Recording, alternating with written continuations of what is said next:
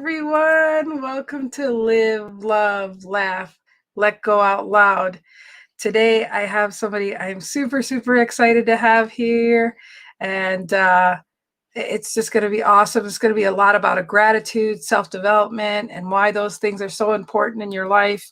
And it's going to be impactful. So I'm super excited that you're here. And before I bring my friend Tom Ginn on here, I'm going to show you a little intro video.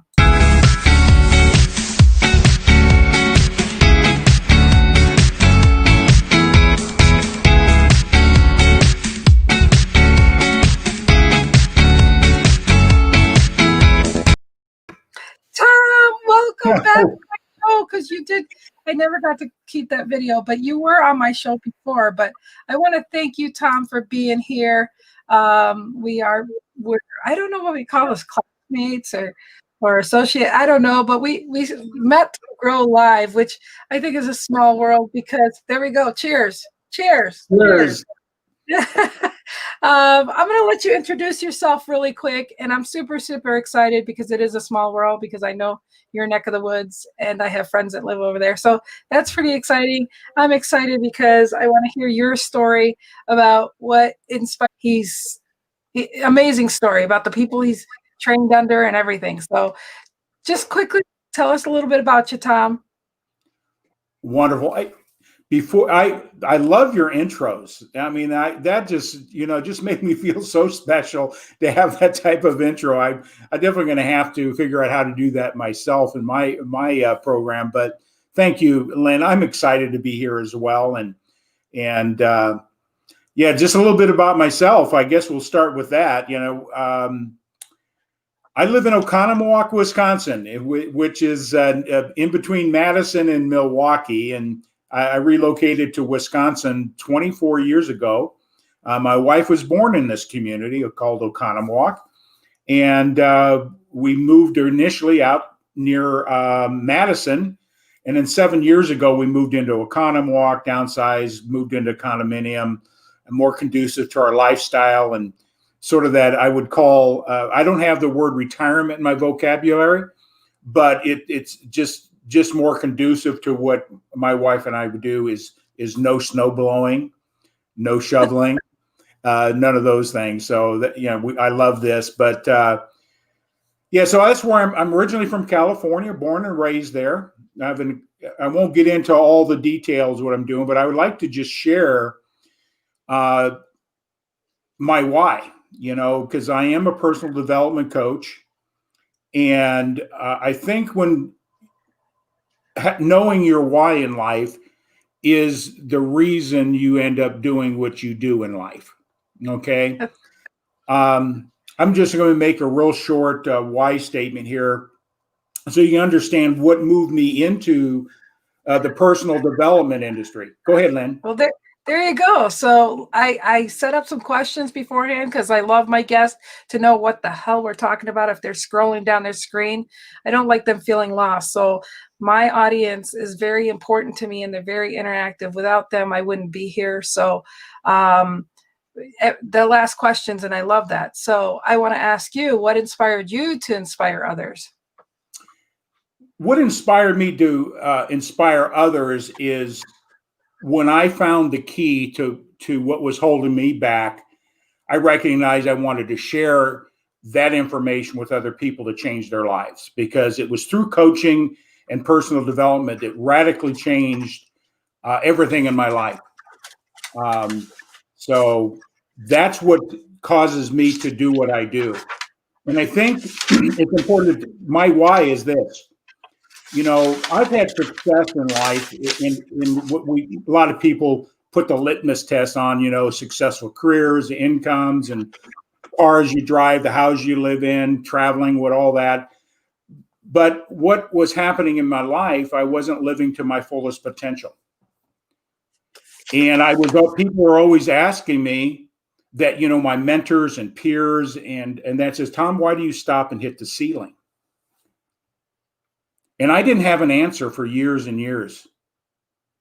I kept doing the same thing over and over again, expecting a different result. So it's through coaching Yeah, it's only through coaching that got me to be inspired to help other people when it changed my life.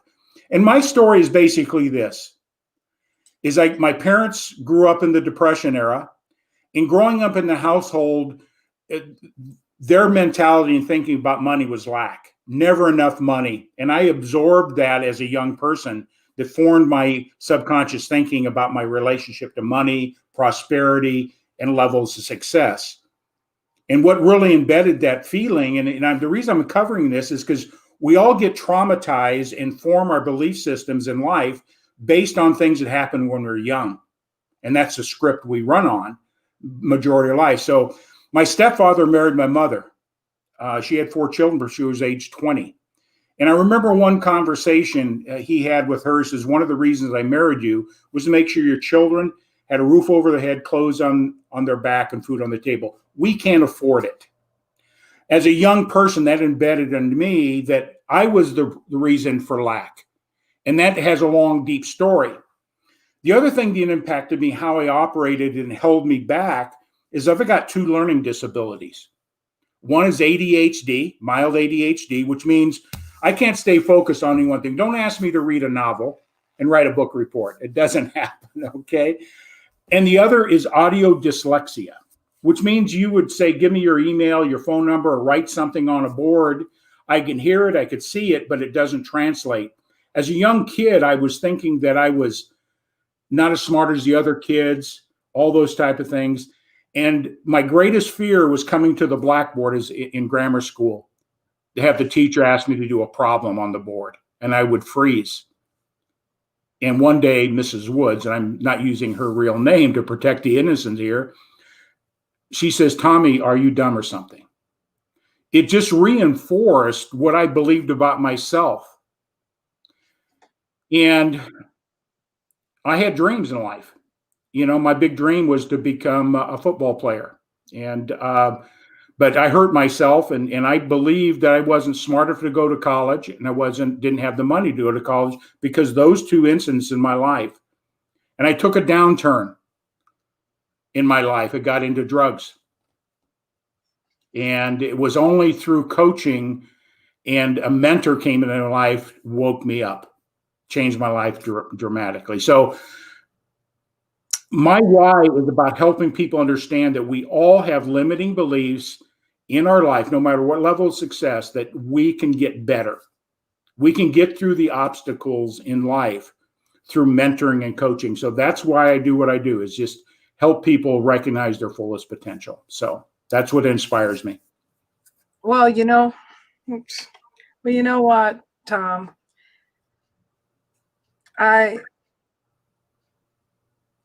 It's one of those things where I truly feel like you connect with people on a level that's unexplainable. But those are all the things I went through, especially 6th grade. On top of being Puerto Rican and having a Canadian teacher who told me, and he was an alcoholic, and he made a spectacle of me on top of all those things. I mean, having learning disabilities was one thing, but having him put down that, my race alone, I was just never going to be nowheres or do anything.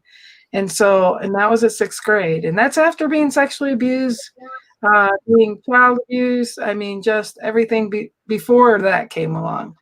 So I totally relate with you. I have all those learning disabilities too. I choose not to label them on me because, labels, as you know, is not a good thing, because it's just like if you're driving down the highway and you shouldn't look at the guardrail, because where do you think you're going to end up?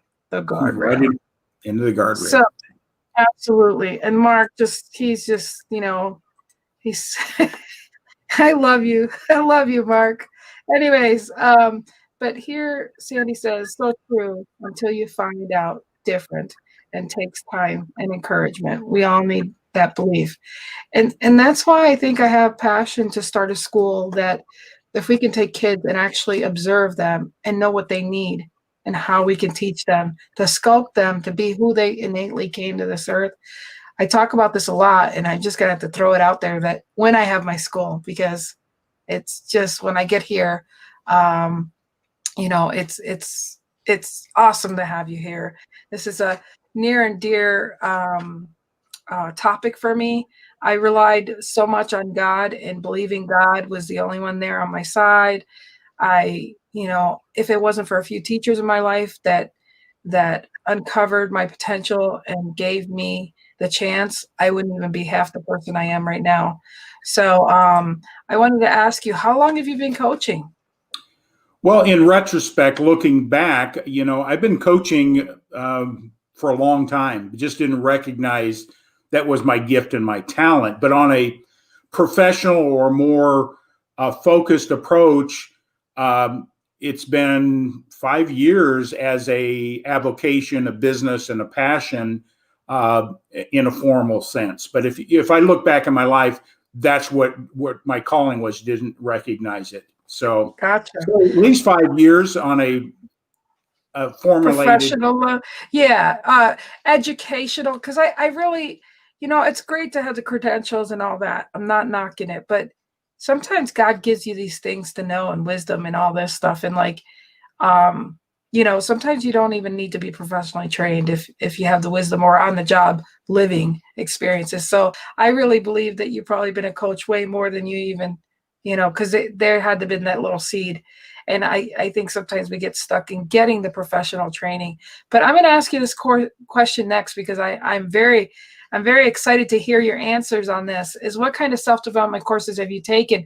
And with that, I didn't make a special question for it, but I know you're going to name drop here because I'm pretty excited. I've known you name drop a few times when we've been on different lives. So I don't want you to forget to name drop all that right here. I will definitely drop those people that influence me because what courses, I'll just share with this. When we look at people that are in the personal development industry that have been around a long time, they're not credentialed. Your Bob Proctors, your John Maxwell's. I can go down a litany of people because lots of times we get hung up on degrees and knowledge as the reason for success. These people have taken their life experiences and studied, have taken and put in their own life, and then teach other people how to apply it. You can't. What do I call that? You're taking your life experience and demonstrate that there's a solution if you follow these principles. They didn't make them up. And that's what I was saying is it really is. Some people don't have the degrees behind them, but they took their philosophy. And that's exactly what I'm saying, on the job training type of thing, which exactly. Again, some of them have developed courses, correct? Exactly. That they show the roadmap for life success. We hear it all the time, life coaching, but there's a formula. The universe operates by law. Our thinking operates by law. And when we're stuck, or we're dealing with a self-image, or we're dealing with problems in life, those are how we respond or react in life to them is at a subconscious level. And it's 95 to 98% of everything we do is controlled the subconscious. That little quiet voice, you're not worthy enough, you're not smart enough. I'm Puerto Rican, or I'm this, or I'm that, I'm Chinese. We have these little voices that I call your soul trauma that dictate your ego. Is that part of your ego too? Well, ego, we all have egos. Yeah. I'll just share this with people because that's a whole different topic that I work on. Okay. Your ego is your self mechanism. It protects you from a lot. So your ego only has two things to operate from. Is your ego destructive or creative? And when you can identify what element, where you fit in that spectrum, then your ego is either going to be positive or negative. And we know people that are egotistical, and that's a destructive ego. So I teach people how to identify where they're at. I'm an ego. I had a destructive ego, not only to myself but other people as well. Until I learned how was that formed and how to use ego in a proper way. It's power, and how we use our power in life dictates the results we get. Okay. Just playing around. Sorry. That's all right. I love the movement. Yeah, so I like that answer. Jerry's here. Jerry, I am so honored to have you. And Jerry, we need to talk because I really want to have you on my show. You determine your destination, not your surrounding. I love that. And I love you, Jerry. Jerry's right on. You can change your circumstances by the way you think. And that's Absolutely. a process to learn. And that's what we teach. Yeah, yesterday I woke up I had this cloud of depression hit me. And I'm like, Lynn, take inventory. Look, you're okay. There's nothing traumatic. Everybody's safe. Calm down. Don't know what that's about, but think happy thoughts. Think happy thoughts. Change that. Remove that. If that's because I have intuition and it warns me before things. But now I take it to myself and say, Lynn, okay, you've got the warning. You know it's coming. But right now, it's around. But right now, just embrace that you're okay. And you got that little warning there. So let's see here. I'm excited. Thank you. So I've got my next question for you. Here we go. What powerful questions to ask yourself, especially some people go self-development, not sure. Unfortunately, some people that I know or that are in, everybody thinks that, oh my gosh, if you're in self-development, you must be in network marketing. And it's not just network marketing, people can work on self-development. It's if you stinking thinking and things aren't working, you might want to work on yourself. That's self-development, people. So yep. Most powerful question you can ask yourself. Before I answer that, I'll set this premise. No matter what you look at in life, people, businesses, or whatever, there's only the top 5% have coaches. Yeah. So if you're not moving in the direction you want, professional athletes have coaches. They have mind coaches. They have physical coaches. Successful people they study successful people. Success leaves clues. There is a pattern. There is a science as well to success. So I always encourage people, if your way isn't working and you're satisfied, you're happy with that, fine. But we all have something in our life that we can improve on, and it's usually at our subconscious level is holding us back. Study other successful people. There is a thread and a formula and a science to it. If you study it, you will definitely improve your life. So are you stuck? That's a question. Am I stuck? And we can look at any area of our life and we can find something. My relationship sucks. Why is that? My business isn't going where it's want to go. Whatever it is, we all have something that we can say. Then the question is why? You have to ask the hard. No, go ahead. I'm sorry. You just have to ask the question why. And when you totally figure out the why, you can find the solution. See, it's only through awareness you change. You have to ask hard questions. Sometimes a coach has to ask the hard question. Absolutely. Jerry says here, usually one has to have a major falling to move to a higher level. We each have the choice to undergo the pain of change and continuing the pain you are presently in. A good ass kicking is a great motivator. Absolutely. I agree. Well, people don't understand. I mean, I've lost 100 pounds twice before, and I'm working on doing that this time. So I have medical things, so it makes it a little bit more challenging. But one thing that doesn't change is that when I do accomplish it, I tell people, you don't want to hear it because it was my mindset. Now, my mindset and my health issues, this may take me way longer than it used to in the past, but it's still my mindset to still go down that journey of what I know and what I can do. So, but some people don't want to hear it. And hi, Ernest. I have a PhD in getting my ass kicked. I've been motivated all my life. I love it. I love it. Love it, Ernest. Thanks. Yeah, I love the humor of Ernest and his the way he comes in on these. But Lynn, just what you said about the cycle. What's causing that cycle? Lose 100, gain it back, lose 100 and gain it back. The same thing happens in business. The same thing happens in relationships. When we can figure out the why we do it, then we can find the solutions, change the behavior, the belief system. Right. And I'm a big proponent, and Glenn Morshower in our Grow Live Academy. Absolutely. We're blessed. He's a sage. I'm a big proponent goals don't work. People say, what? Yes. Goals don't work. Here's the reason. January 1st, people set goals and are already not working it. That's right. I can say that with certainty, right? Set up for failure. That's success in life. And when you study successful people, they never talk about their goals. They talk about their vision of how they're going in the future, how they're going to live their lives. Every aspect of it. It's as clear as a manuscript. It's clear as a novel. When you read a novel, you are actively living that experience by the words that you read. Most people, only 3% of the people that walk in this earth have clear written goals to the extent it's like a novel.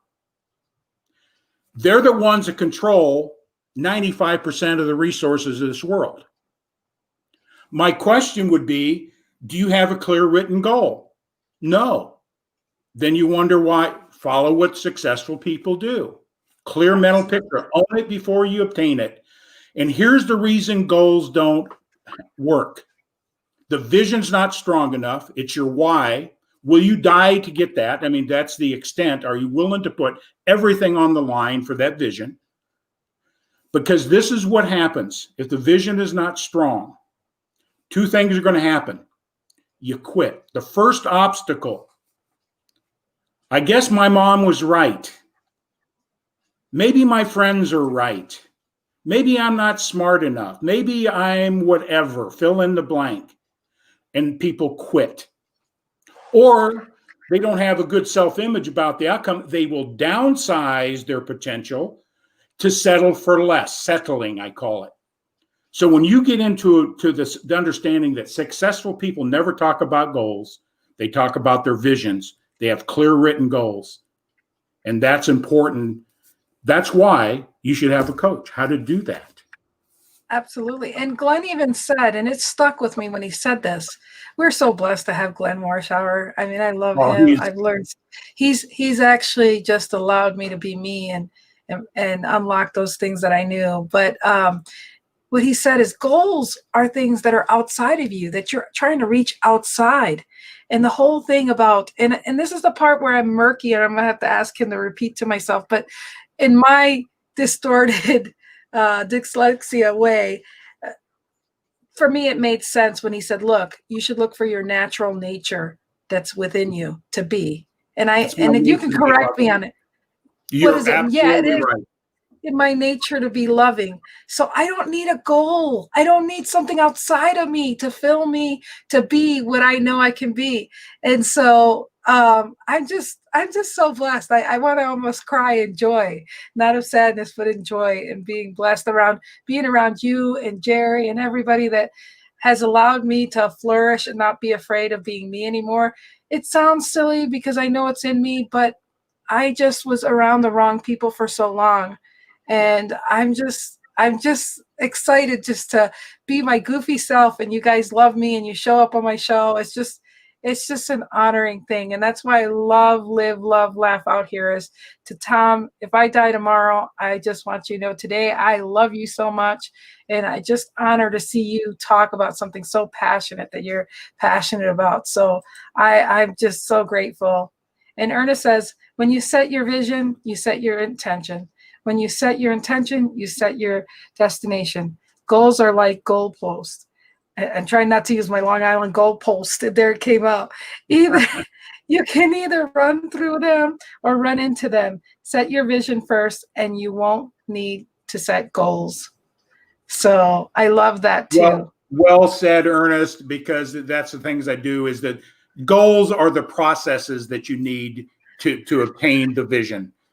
And people get Right. hung up on processes first. Oh, first off, you know, first obstacle, they quit. Most people Yeah. quit. And I think that's what I love about Grant Cardone. I mean, even if people don't agree with him or not, but he just totally says, just go for that crazy goal and and work it backwards as far as how to get there.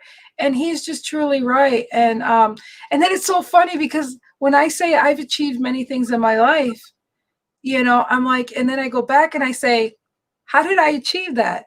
And there's like, duh, because I said I was going to do it. And then when I say I'm going to do something, it's done. It's like, oh, so, but you're either in it or out of it. And I had, this month, it'll be 5 years ago, my mom died. And then my brother died the year after. And those just, re-brought up them Pandora boxes for me. And I went down that spirally, that rabbit hole that I should have not gone into. So that's why, and you're right. It was my habits. I regressed and I just allowed all that to take away who I am and what I am. But what the blessing in all that is this time, now that I'm getting there, this time I'm going to own it. I'm owning it. I'm standing in it. And I'm just excited for people to see it in all fruition. So now I have another question. So let's see. So let me ask you, with being from a personal development place, what tells you the most in a client without making anybody feel uncomfortable when they come and see you and after they watch this video? But I mean, I'm sure you meet them where they're at and then go from there. I no doubt about that. But even before that, what tells you most about a person and how has it helped you from here? Well, before I answer that, I just want to go back to the one thing about vision. And you Okay. made that comment. It's so important. We have a vision, you own it, and you've claimed it before it's even occurred. That's that. But if you have a goal, it's in conflict. You cannot, the conflict. Goals are only to support the vision. If they're Right. it's out, you haven't obtained it yet. Your subconscious says, "Hey, that's contrary to that vision," and you're in conflict. And that's what I Right. teach, is how to bring that thinking at a subconscious level in alignment with the picture. And when you do Right. that, and then the how-tos, and I always tell people this, in that big audacious goal that excites you and scares you at the same time, you're on the right track. I tell people that. Right. Well, But like I said, if the yeah. first question you ask is how, you've defeated yourself instantaneously. Right. That's the first question. So anyway, I just want to build on that. So Right. where You did I would lose kill. you? No, it's okay. I'll get that here in a minute. You would kill your desire. You kill your why. And if you kill your why and your desire and your passion for that goal, what? I mean, or achieve what? You just canceled it out triple. I mean, and that's where people do get hung up on. So back to the what tells you most about a person. The words they say tells me everything I need to know. Yeah. Glenn's helped me with that too, because and this clubhouse thing, I know you're not in it, and I'm going to try to bring more clubhouse out, is that sometimes I'm compelled to share some stories and things. And when I do, I'm like, oh my gosh. And then I go, well, I'm sorry. I hope I didn't take too much long time, or I hope this, whatever. And Glenn goes, Lynn, you just canceled out everything you said. Somebody needed to hear what you said. So I'm trying to learn to catch myself. That's something new I'm learning. I'm learning to even change those stories on how I tell them, because they have no power but killing and canceling out the negative. And so it's just a blessing how we can tweak with the most littlest things. Yeah, So and I can relate. I can share a story about fear and how you change fear with one word. Okay, if you like. okay, yeah, go for it. Words are power. And the number one thing that controls people's behavior is fear. And I won't get into that, but this is think about this for a moment. I don't know if you can relate to football. I played football, so I totally relate to this. When you look at the game of football and you got 300 pounders running at full speed each other and colliding in each other, people can die, right? The worst outcome. Why do people do that? First of all, they have a mission, they have a vision of winning, a clear outcome what they seek. So they're willing to sacrifice their body. And sports psychologists never talk about, are you afraid to get on the field? Are you afraid of failing? They do not, because if you understand that fear and excitement are the exact same vibration, and by changing the word, I'm excited to get on stage, I'm excited to do a broadcast, I'm excited to run down the field and collide with another 300. That word is so powerful. It's the same vibration. It shifts it totally. Then you're willing to go. I'm excited. It's the same vibration, fear and anxiety and excitement. I'm excited to run down the field. It's a powerful word. And I learned that through the 5-second rule. Yes, a good book. It is. Good book. It's funny you say that, because the analogy I love to use, because I swear I love analogies. I tell people all the time, as far as fear, when you really, really look at how ridiculous some of our fear is, and what I mean by fear is, if you have a driver's license, and I'll put the excitement there word this time, I'm changing it to, let's say you're excited to go somewhere and it's a party at nighttime and you've got to drive. You got to drive the highway at 70, 80 miles an hour, and you live in Montana and there's deer. Now, I personally have some real true fear about driving 80 miles an hour on the highway. I choose and I try not to do that. But there's true fear or possibilities when you do that. But me getting on Facebook Live, I'm not going to die if I do that. So how ridiculous it is for me to have fear to get on live when that's less risque.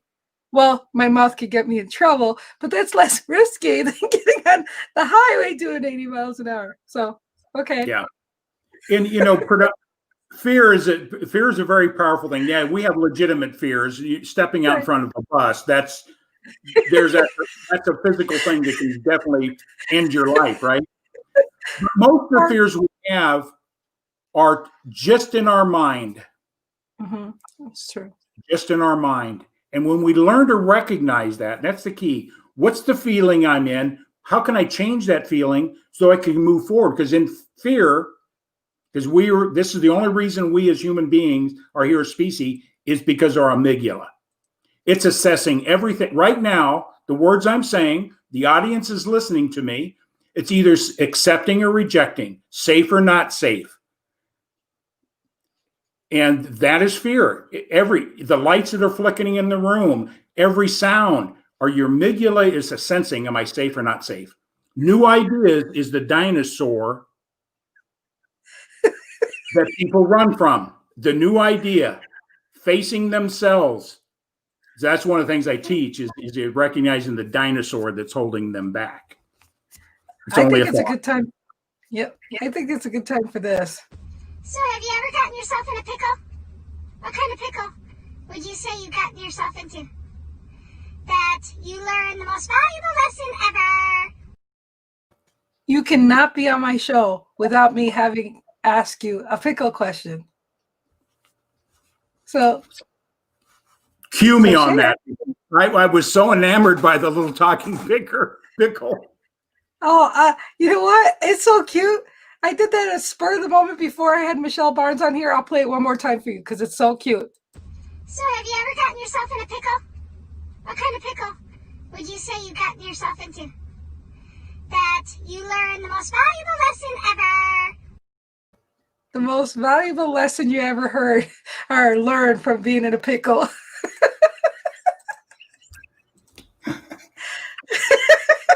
Because we all have. I'm stumped, but anyway, the most valuable pickle? No, wait. Come on. You can do better than that. Answer the question.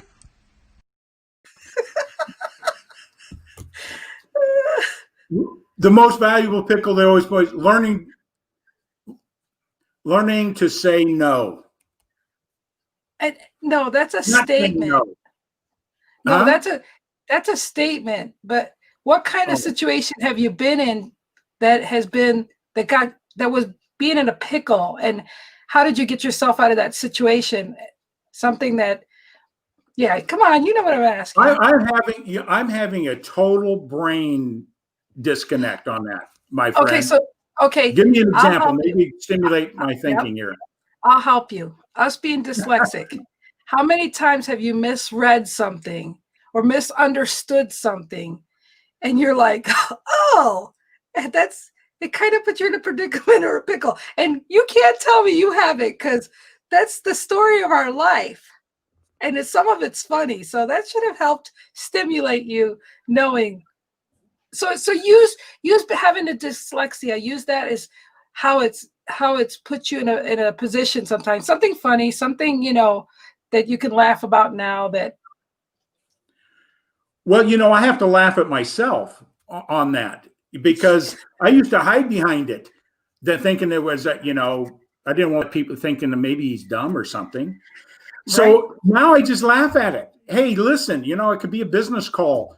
Hey, could you give me your email, your phone number? And I ask it 5 times. And I laugh. I says, you got to understand something, Mark. I'm dyslexic and you got to repeat it 5 times. Help me out here. That's how I get out of that pickle. And just laugh it off. Don't take it so serious, right? Well, you know what I've done? Okay, so I'll put myself in the corner here and help you with a pickle story. For me, I've learned to say, if we have a conversation, even in learning or anything, you say something, I say, so Tom, you mean this? Okay, so Tom, you're telling me, and it'd be whatever. You're telling me that if, I'm just making this up right now, but I would be like, so Tom, you're telling me that me having a goal is inside of me and not out, right? And it would be like, you'd have to go ahead and you'd probably laugh from saying me goal inside, and whatever. It would sound really weird, but that would be so funny, but yet it would allow that person to explain it to me. So I've been in a lot of pickles myself, people, especially dyslexia, but I don't usually tell them I have dyslexia. I just let them know how I took whatever they said and how I twisted it around so we can have this discussion. And it's got me in really funny pickles because, never mind. You got me in a pickle right now. Yeah, I do. And you don't want to go down. You don't even want to go down as the guy that didn't give me a pickle story. You really don't. So yeah, I'm going to get you to give me a pickle story sometime before we leave in the next 10 minutes. I'm telling you. I might have to go on leave and come back, to contemplate on that. I'm really stumped on that. So I'm just letting you know. Okay. I'm having a real big problem. Yes, that is a pickle. So basically, it's going to go down as the pickle you were in. It was being on Lynn's show and not having a pickle story. Exactly. So you were in a pickle with me. Yeah, that's right. What books do you come on my show? I'll give you my pickle story. Okay. That sounds good. Everybody in suspense. There we go. Exactly. And I'll tell you what, I think his show will be the first one I'm going on. No, I got a couple other shows I've been asked to go on. And that's when I'm going to feel like I'm going to pickle because I'm not going to be in control of producing that show. So you'll want to watch those because I'm going to need some techniques from Tom, how to calm my anxiety on those things. What book recommendations do you think have been most impactful in your life? Well, I will always start with my faith and my Bible. I believe the Bible is the best personal development book there is. All the answers are there. All the laws are there. And so that'd be the first one from a personal. I'll share this story. When I left one career in California to go into financial services, my leader and my first real mentor and leader had us read this book, Think and Grow Rich by Napoleon Hill. And every management meeting, we would write our goals out, clear, personal, business, production, everything clear in our why. And every Thursday, because I remember it's always Thursdays, and we'd say, Rich, come on, we just did this last week. Do we have to do it again? But for a number of years, I was the number one salesperson out of 10,000 people. And I thought it was all me. That was my ego, right? That's destructive ego. My ego says it's all me, But when Rich left and started another company, today it's not called World Financial, something happened. My productivity game dropped way down. I was still a very productive salesperson and leader. But looking back after I started getting coaching, the power of this book, read it and study it. I interviewed Benjamin Gay III, which is the last person that Napoleon Hill interviewed. He says, this is the most people that are at success. You have the book, but don't read it and apply it. It's second most book sold next to the Bible. The answers are in here. You know what gets me? I've read that book religiously, I think 10 times up to a certain chapter. And it would always get so deep for me. For a long time, I never finished that book. Like I couldn't digest. It was like fudge or a pecan pie or something. I could just never go through it. I don't know why. I mean, I don't know. But yeah, Bob it's a powerful book. book. Been studying this book every day for 60 years. The answers are there. Yeah. Yeah, Dealing it with is. fear, I highly recommend Mel Robbins, because we all deal with it. No matter what we're doing out there, we do have some degrees of fears in everything that we do. This is a great technique, how to shift your thinking. And there's a science behind it. This is science. This is not voodoo or woo-woo or anything like that. 5, 4, 3, 2, 1. You shifted the thought from the negative or fear to gives you instantaneous to learn what's the opposite of that, and then take action with an excitement.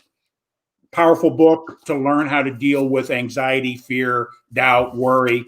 5, 4, 3, 2, 1. Change your thought, take action, and guess what? Create a new habit with that, and you grow. Okay. Absolutely. You know what?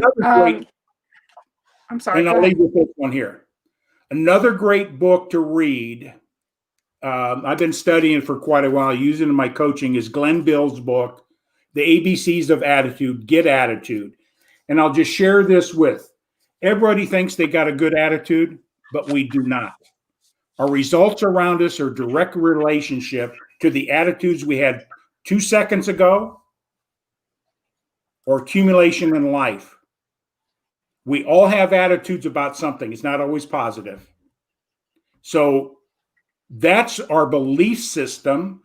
And your attitude is, how do you get your attitude a level to start fulfilling you in area of life? And that's a thinking process. It's a subconscious thing.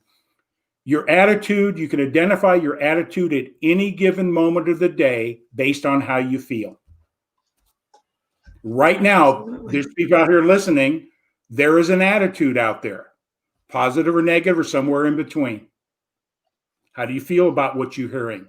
How do you feel what you see? Those are your attitudes. Your feelings are a direct relationship to your attitude. So with that, those are 3 good books I'd recommend, and study them and put them to work.